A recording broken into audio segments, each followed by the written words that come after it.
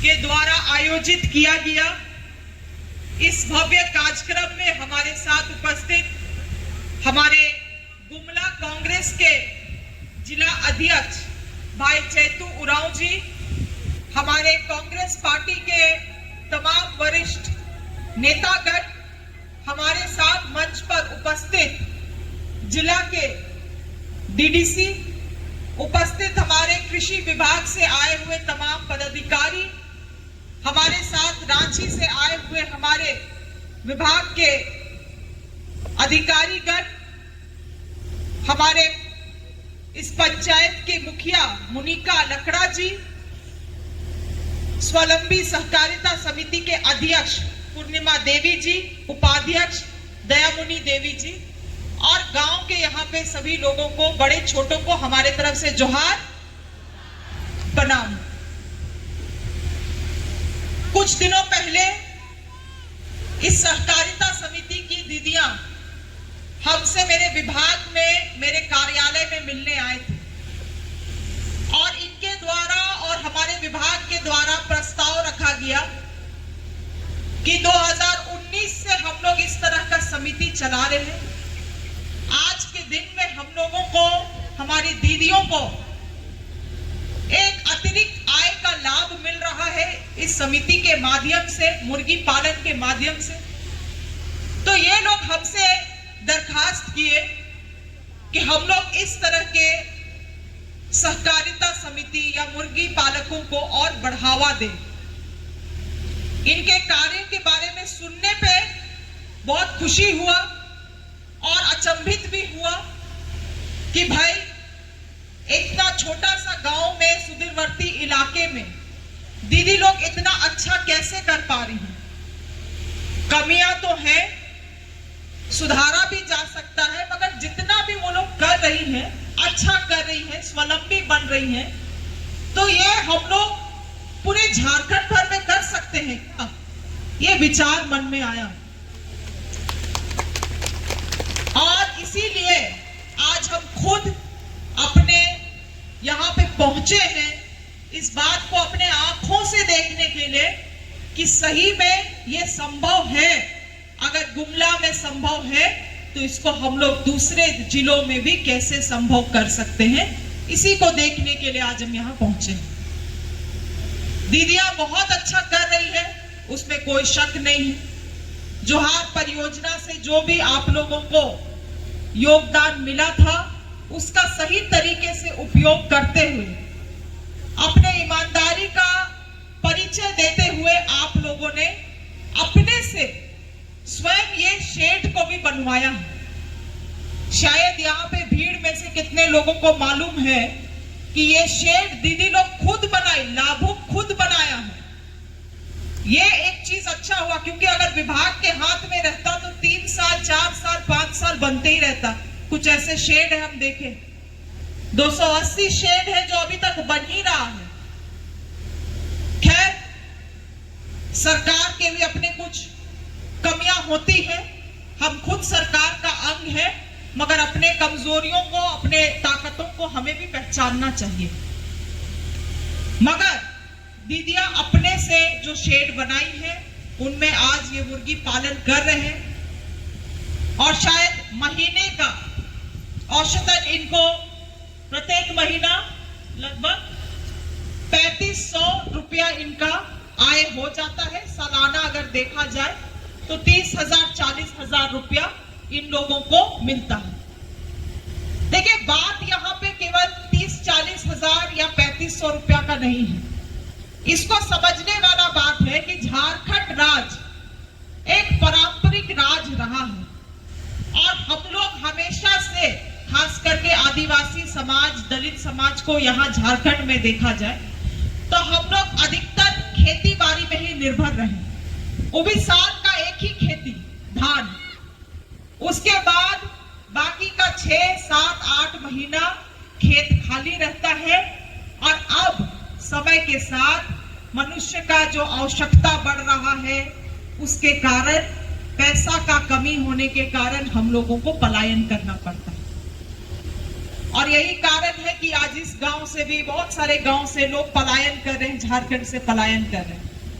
मगर अगर हम लोग अपने सोच को बदले कि कैसे हम लोग 365 दिन अपना राज में, अपना घर जमीन में रह के हम लोग कमाई कर सकते हैं, तो इस चीज से केवल आपका नहीं लाभ होगा, इस राज्य का भी लाभ होगा। और इसीलिए हम लोगों को पशुपालन में अपना ध्यान आकृष्ट करने का जरूरत है, क्योंकि पशुपालन हम लोगों का, खास करके आदिवासी समाज में हम लोगों का पशुपालन का कोई एक, जिसको कह सकते हैं कि ट्रेडिशन कभी रहा ही नहीं, प्रथा कभी रहा ही नहीं। अब हम लोग देख रहे हैं कि लोग बहुत अधिकतर दूध उत्पादन की ओर बढ़ रहा है, मत्स्य पालन की ओर बढ़ रहा है, मुर्गी पालन की ओर बढ़ रहा है। मगर समय बदल रहा है और इन चीजों में ध्यान देना होगा, तभी हम लोग अपना आय का वृद्धि कर पाएंगे। इन चीजों में ध्यान देना होगा, तभी हम लोग पलायन को कम कर पाएंगे। बाप दादा किया, पुरखा किया, उसी तरह से अगर हम लोग भी चले, क्योंकि समय तो बदल रहा है ना। आज का दिन में कोई ढेकी कुटल चावल खा रहा है? कोई खा रहा है? समय बदल गया है। तो जब समय बदल रहा है तो अपना परंपरा को मान सम्मान करते हुए हम लोगों को भी अपना तौर तरीका को बदलना होगा। और इसीलिए हम इस बात में जोर दे रहे हैं कि पशुपालन में आप लोग रुचि लीजिए। खेती बाड़ी से, खेती बाड़ी भी एक अंग रहेगा, एक स्रोत रहेगा, मगर उसके अलावे आप पशुपालन में भी ध्यान दीजिए। और ये संभव है। मेरा अपने कृषि विभाग से, कृषि पशुपालन विभाग से हम लोग बहुत सारे योजना लोगों को दे रहे हैं। जो लोग योजना का जानकारी रख के उस योजना का लाभ उठा रहे हैं, आज वो लोग बहुत अच्छा, बेहतर कर रहे हैं। आपकी जो यहाँ पे सहकारिता समिति है, उसका खुद ही उदाहरण है। दीदी लोग ने रुचि लिया। सरकार का योजना लाना एक चीज होता है, मगर रुचि किसका होना चाहिए? जनता का होना चाहिए, है कि नहीं? जनता का होना चाहिए। दीदी लोग ने रुचि लिया, इसीलिए संभव हो पाया। रुचि नहीं लेता तो आज ये बन के इसी तरह से पड़ा रहता, किसी का लाभ नहीं। इसीलिए रुचि आप लोगों को खुद से दिखाना होगा। हाल ही फिलहाल में हमको मौका मिला मत्स्य प्रशिक्षण में पहुंचने के लिए। मछली पालन जो होता है उसका प्रशिक्षण चल रहा था, रांची में वहां पहुंचे। दुमका से, गिरिडीह से, खूंटी से, सरायकेला से, तमाम जगह से वहां पे हम विश्वास नहीं कर पाए कि अपने झारखंड में इतना लोग मछली पालन कर रहे हैं। गिरिडीह में एक दंपति मछली पालन शुरू किया। एक तालाब से उसको 7-8 लाख रुपया आए साल का। एक साल में एक तालाब से लगातार प्रशिक्षण लेते रहा। आज का दिन में 40 तालाब शराब में लेता है। आप खुद ही जोड़ घटाव कर लीजिए कितना वो कमाई कर रहा हूं। जब लोगों को बोला जाता है, इन चीजों को बताया जाता है, तो हम लोगों को सीखना समझना चाहिए। ये राज तभी विकसित करेगा जब यहाँ के ग्रामीण विकास करेंगे। और ग्रामीण विकास कैसे करेंगे? यहाँ पे तो हम लोग, अधिकतर लोग जो पढ़ा लिखा है, मैट्रिक पास है कि नहीं? मैट्रिक पास है, ज्यादा से ज्यादा इंटर पास है। तो ग्रामीण में, गांव में रह के हम लोग कैसे विकास करेंगे? सब तो ऑफिसर और मैनेजर नहीं बन सकता है, मगर स्वरोजगार को बढ़ावा देके हम लोग गांव को मजबूत बना सकते हैं, हम लोग विकास कर सकते हैं। आने वाला समय में मेरा प्रयास रहेगा इस विभाग में मंत्री होने के नाते कि इस तरह से सफल योजनाओं को और विस्तारित किया जाए और अधिक से अधिक इस तरह के सहकारिता समिति को बढ़ावा दिया जाए। दीदियों को इन समितियों से जोड़ा जाए, ताकि आपके तरह हम लोग और भी, राज्य के और भी दीदियों को हम लोग मजबूत कर सके। मगर जो लोग आज यहाँ कर रहे हैं समिति से जुड़ के, उन लोगों को हम सराहना चाहते हैं। मगर आप लोगों के अलावे जो दीदियां नहीं कर रही हैं, उनको भी हम कहना चाहते हैं कि इस तरह के योजनाओं से जुड़े। आपको हम बतलाना चाहेंगे, दूध उत्पादन से हमारा जो मेधा दूध है, वहां पे आप लोगों को मालूम होगा, जब आप वहां पे दूध देते हैं तो प्रति लीटर जो मार्केट का दर होता है उसके अलावे 5 रुपया हमारा सरकार देता है। कितना लोगों को मालूम है? नहीं मालूम है। जिसको मालूम है वो लाभ ले रहा है। जिसको मालूम है वो दीदियां प्रत्येक महीना 2 लाख रुपया कमा रही है केवल दूध उत्पादन से। उनका बच्चा लोग बाहर पढ़ रहा है, इंजीनियर डॉक्टरी कर रहा है बाहर दूसरे राज्यों में। तो 2 चीज है भाई, एक तो या हम लोग अपना गरीबी में जहां पे हैं, अभी चेतू जी पूछे कितना लोग का बीपीएल, सब लोग एकदम पूरा नाज से हाथ उठा रहा, तो नाज नहीं करना इन चीजों में कि बीपीएल कार्ड नहीं है तो बीपीएल कार्ड मिलना चाहिए, हमको भी नहीं मिला। आप सरकार का योजना का पूरा और पूरा लाभ उठाइए, हम तक पहुंचिए, हम आप तक पहुंचेंगे, आप खुद स्वावलंबी बनिए। और ये संभव है, मेहनत लगता है सब चीज में। आज का दिन में कहां नहीं मेहनत लगता, खेत में काम करने जाइएगा तो खेत में भी मेहनत लगेगा, मगर मेहनत के साथ साथ थोड़ा सा आज का समय में दिमाग भी लगाने का आवश्यकता है, थोड़ा सा दिमाग भी लगाने का आवश्यकता है। और जो समाज, जो वर्ग, जो लोग उस दिमाग का उपयोग कर रहे हैं वो बहुत अच्छा कर रहे हैं।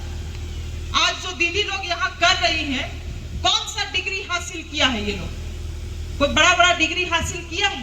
नहीं, मगर आज ये सहकारिता समिति का सालाना 10 करोड़ रुपया इन लोगों का टर्नओवर होता है। 10 करोड़ रुपया, शायद किसी बड़ा कंपनी का भी इतना होता होगा कि नहीं। हम एक चीज और विचार रहे हैं जो हम यहाँ पे बोल के जा रहे हैं, आज का अंडा उत्पादन में दीदियों को मार्केट का दाम को काटने के बाद शायद 20 पैसा से लेके 35 पैसा का दर में इन लोगों को मुनाफा मिलता है।